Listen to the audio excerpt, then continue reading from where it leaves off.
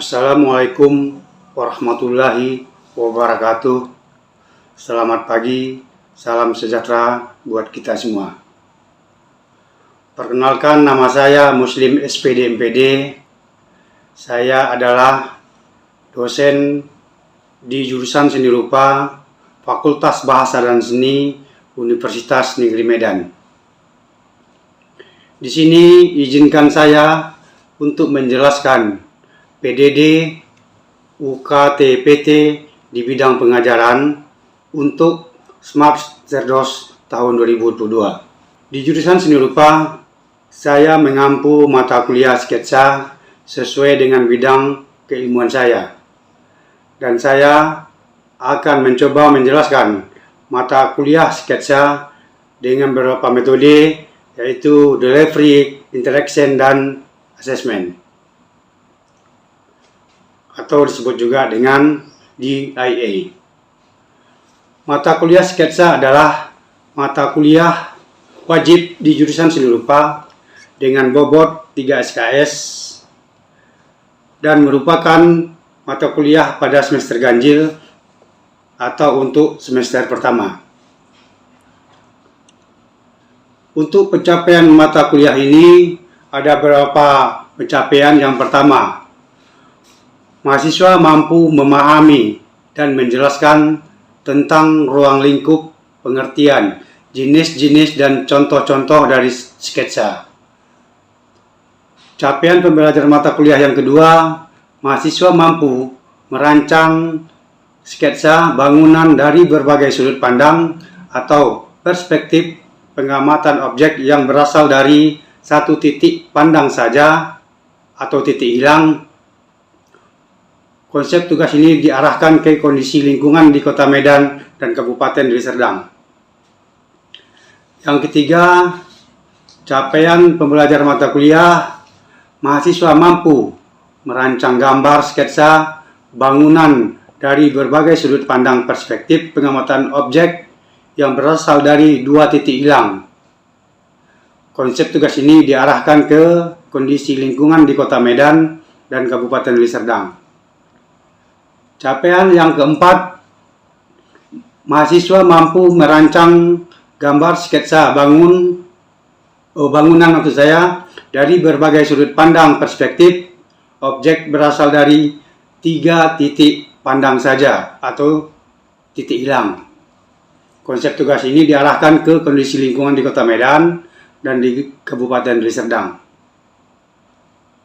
Selanjutnya, capaian pembelajaran mata kuliah yang kelima, yaitu mahasiswa mampu mengaplikasikan atau mempraktekkan gambar sketsa tumbuh-tumbuhan dari berbagai sudut pandang.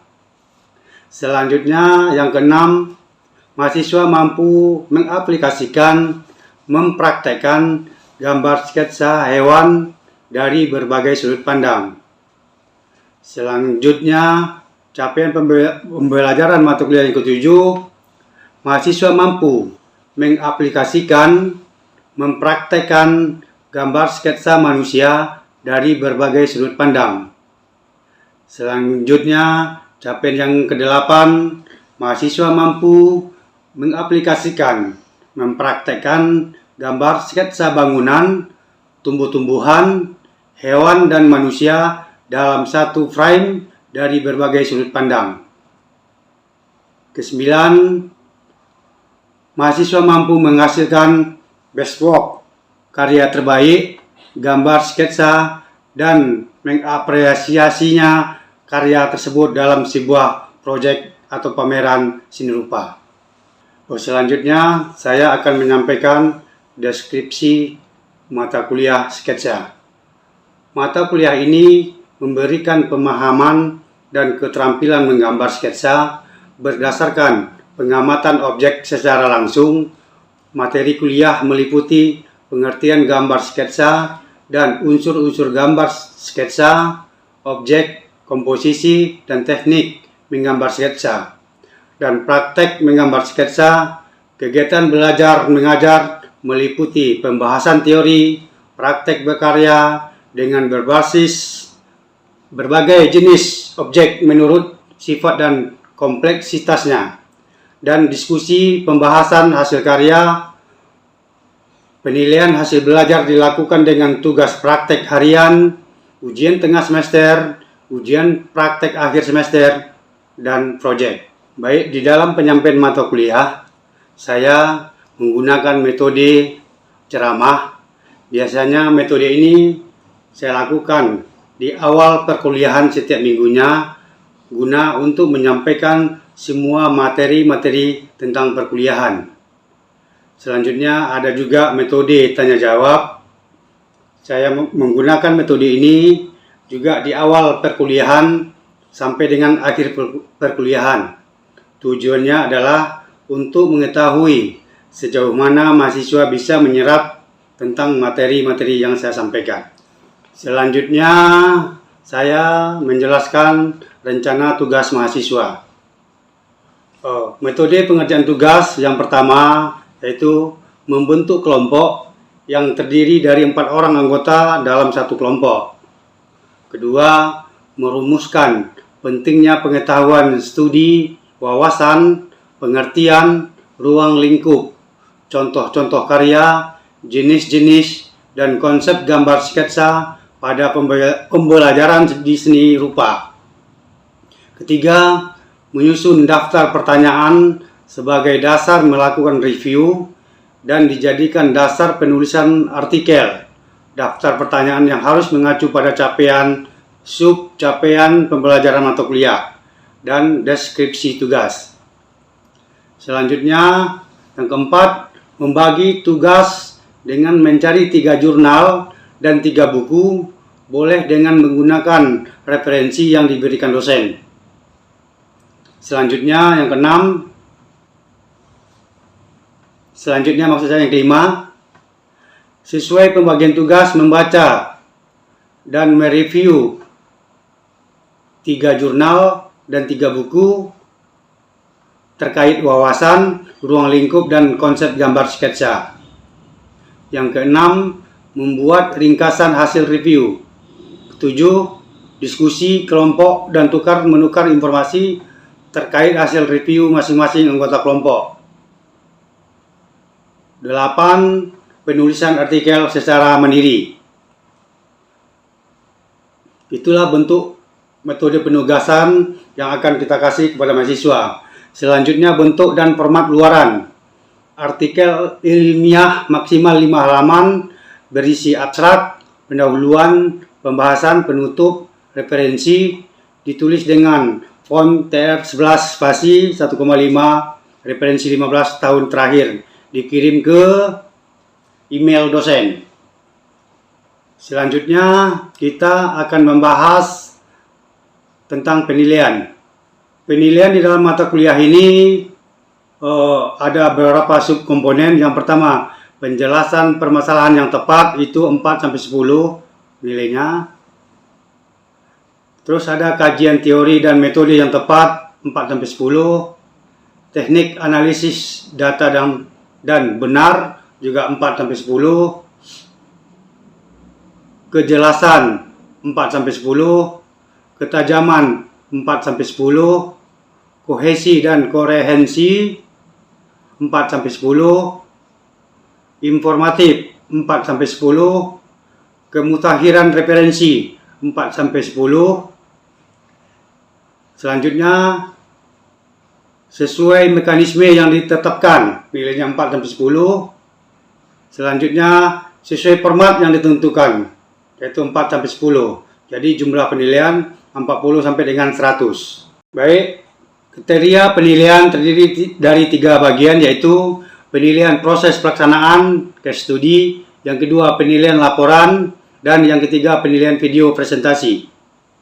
Komponen penilaian yang pertama yaitu proses pelaksanaan case study, subkomponen respon yang cepat dan tepat terhadap permasalahan, disampaikan dengan santun atau 10, memiliki pemahaman yang baik dan pengetahuan yang relevan terkait dengan permasalahan, 10, menggunakan berbagai referensi dan pengajuan ide dan gagasan sebagai solusi, 10, merumuskan dengan benar permasalahan yang ada, juga 10, berarti nilainya 40. untuk proses pelaksanaan case study. Selanjutnya penilaian laporan. Sesuai mekanisme nilainya 5 dan format nilai juga 5. Ditentukan solusi yang ditawarkan kreatif berarti 10 dan inovatif 10. Berarti penilaian laporan bobot nilainya 30. Terakhir penilaian presentasi.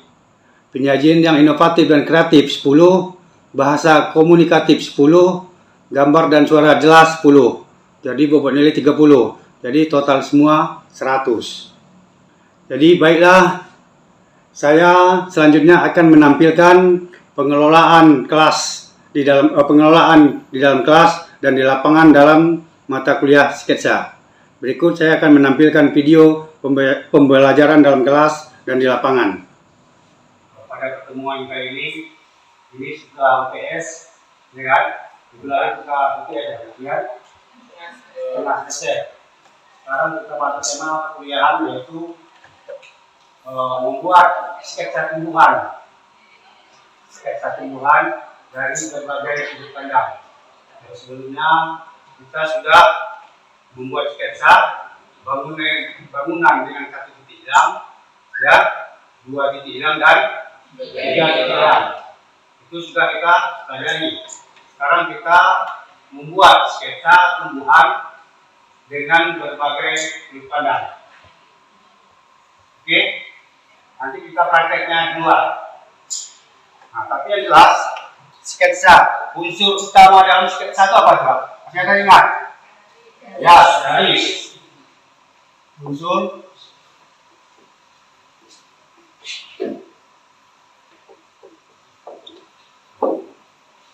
utama garis. Ya. Terus ya, garis itu bidang ya. Ini unsur utama dalam sketsa. Ya.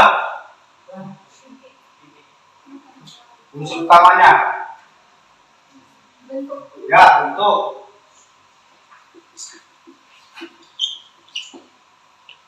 Bentuk.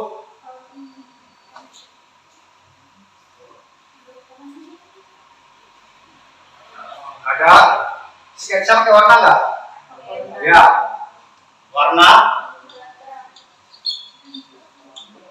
Baru yang 5 unsur pencahayaan ya.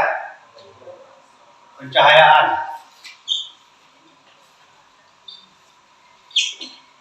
Jadi untuk menambah tumbuhan, membuat sketsa tumbuhan kali ini 5 unsurnya masuk. Yang pertama itu garis.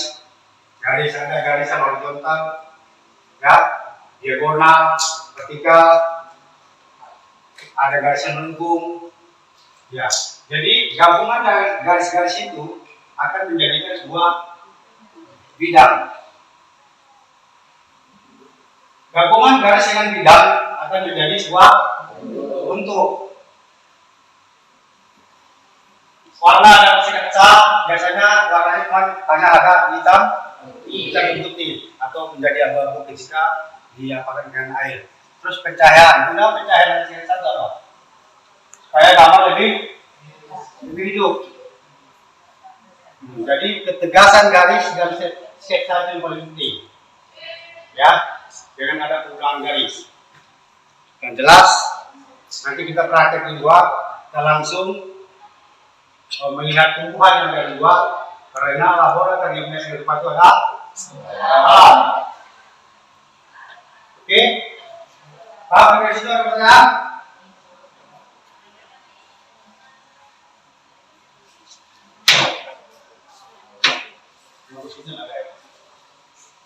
Jadi tumbuhan itu apa aja? Bisa bunga, pohon masuk bunga enggak? Masuk. Ya, kalau kita lukis pohon kita harus memperhatikan ketegasan garisnya.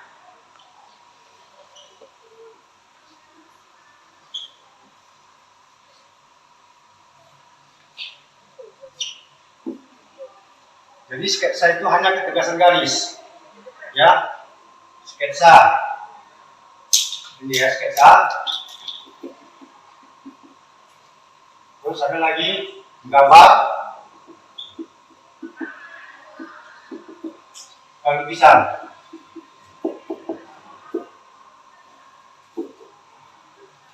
Ketiga ini ada standarnya. Kalau sketsa itu kita mempergunakan apa? Unsur apa yang kita gunakan? Garis. Kita hanya berkutik dengan garis kalau sketsa, ya, termasuk garis tegak lurus, garis melengkung, garis mendatar. Kalau menggambar, ini berkutik dengan unsur apa? Nah, gambarnya di sini arsiran, ya, terang. Arsiran, gelap terang, bukan garis lagi.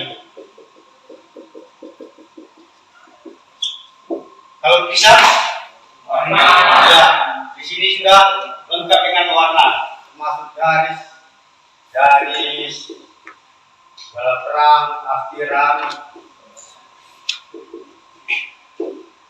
terang, warna. Ini semua paham ya? Standar utama sketsa, menggambar dan lukisan. Paham? Tanda tangan.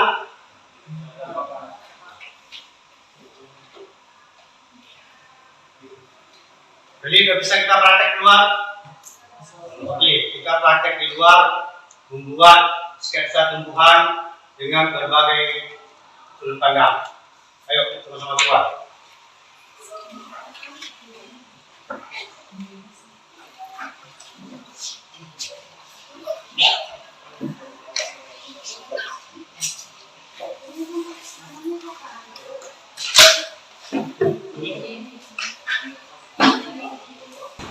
Ya, tinta Cina, bisa juga pakai kuas atau kuas yang kita buat dari bambu seperti ini, kan sudah paham semua. Jadi kita praktek membuat sketsa tumbuhan dari berbagai sudut pandang. Di sini banyak tumbuhan, ada pohon yang besar, ada bunga yang sedang seperti itu, ya. Nanti ada itu tumbuhan tebu, itu juga bagus di sketsa. Ada lagi bunga. Oke, sekarang kalian pilih masing-masing untuk mengambil objeknya. Silakan. Kita buat sketsa bunga ini, ya.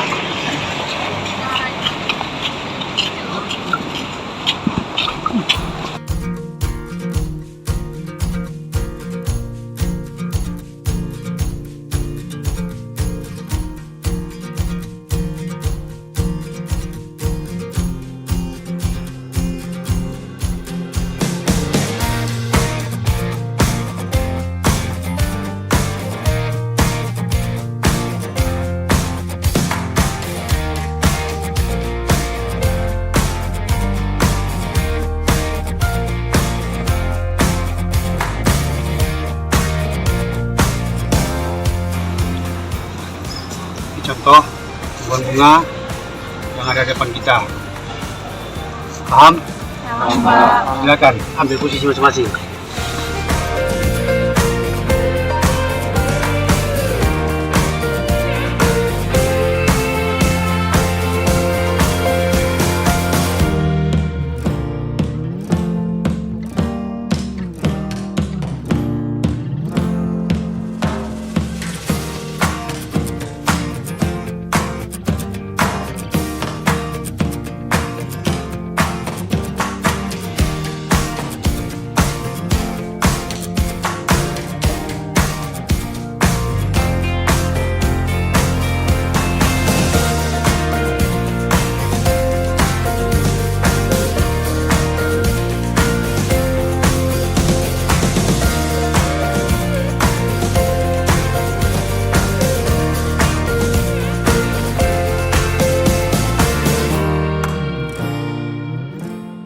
Oke, baik. Jadi kita sudah ke lapangan tadi ya. Alam, yang mana topik perkuliahan kita membuat sketsa tumbuhan dengan berbagai sudut pandang. Jadi di antara kalian sudah ada siap? Sudah. Oke, baik. Mari kita bahas bersama.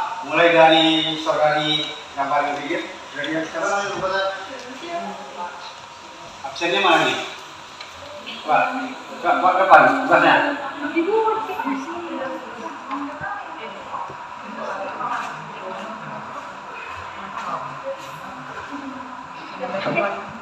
Ya ini Pak, ambil bensin.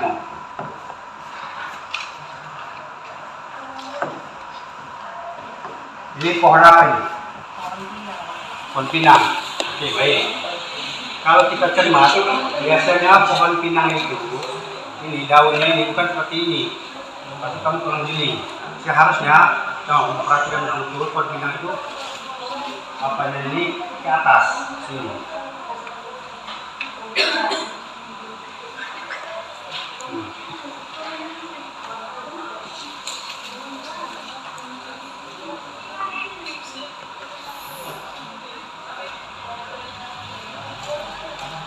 Betul nggak? Kalau gini pohon kelapa, berarti ini ada kesalahan dalam pengamatan. Paham? Oke, baik. Pak, lanjut. Begini.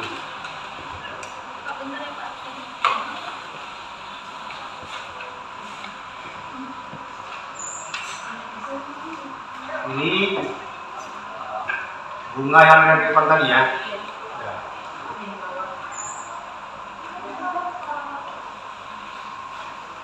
Bagus. Ini ya. Masuk sama Bu. Lanjut.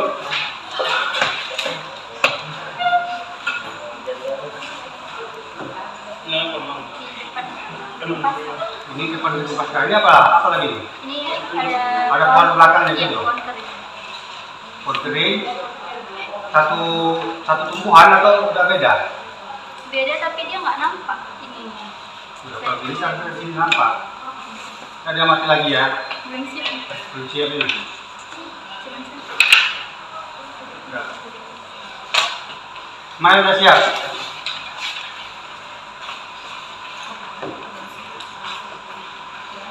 Ini ada Fahmi. Ini pohon pisang.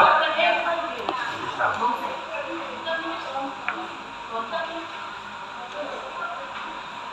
Ya, terangnya sudah dapat ya pencahayaan dari sini. Jadi di sini sudah terdapat unsur sketsa yang dibuat temanmu. Yang pertama garis, ada garis lengkung, garis tegak lurus, garis miring. Ada bidang di sini, bidang gabungan dari bidang jadi bentuk itulah jadi bentuk daun. Ya, unsur yang lain apa? Warna hitam, putih. Unsur gelap terang dapat di sini dari pencahayaan dengan menambahkan garis-garis di sebelah kiri.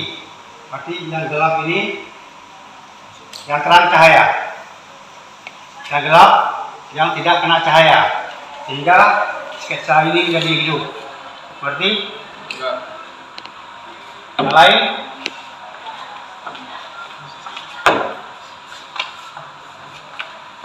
ini pohon kemboja. Ya.